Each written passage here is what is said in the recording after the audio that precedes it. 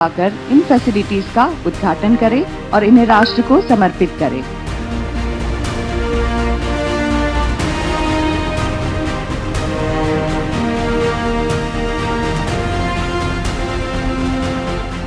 പ്രധാനമന്ത്രി അനാച്ഛാദനം ചെയ്ത 3 ഫലകങ്ങൾ, ഇന്ത്യയുടെ 3 അഭിമാന സ്തംഭങ്ങൾ. ബഹിരാകാശ ഗവേഷണ രംഗത്ത് ഇന്ത്യയുടെ അടുത്ത 3 ലക്ഷ്യങ്ങളാണ് ലോകത്തിനു മുന്നിൽ പ്രധാനമന്ത്രി അവതരിപ്പിച്ചത്. ഓരോ ഇന്ത്യക്കാരന്റെയും അഭിമാനം ആകാശ ഉയരങ്ങൾ പിന്നിട്ട നിമിഷം. 1. PSLV integration facility.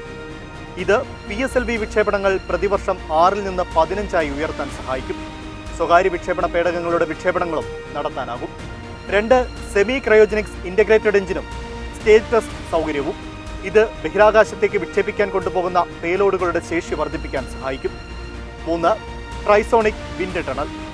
ബഹിരാകാശ വാഹനങ്ങളും റോക്കറ്റുകളും തിരികെ ഇറക്കുമ്പോൾ വായുവിന്റെ മർദ്ദവും ഘടനയും മനസ്സിലാക്കാൻ സാധിക്കുന്ന അത്യാധുനിക സംവിധാനം യാഥാർത്ഥ്യമാകും.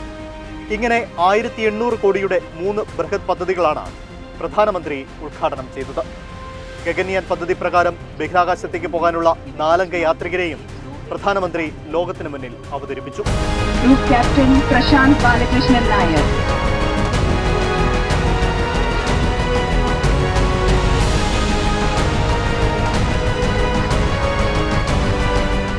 മലയാളിയായ പ്രശാന്ത് ബാലകൃഷ്ണൻ നായരടക്കം 4 പേരെയും 140 കോടി അഭിലാഷങ്ങളെ ബഹിരാകാശത്തെത്തിച്ച 4 ശക്തികളെന്നാണ് പ്രധാനമന്ത്രി വിശേഷിപ്പിച്ചത്.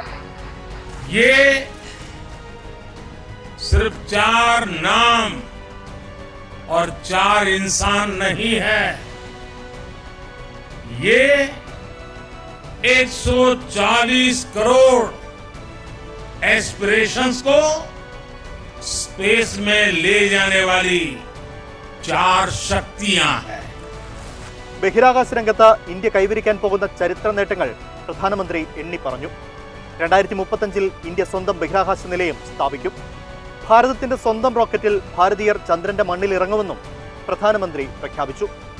ഇന്ന് രാവിലെ 11 മണിയോടെ VSSCയിൽ എത്തിയ നരേന്ദ്രമോദി ഗഗൻയാൻ പദ്ധതിയുടെ അഭിമാന പുരോഗതി നേരിട്ട് വിലയിരുത്തി.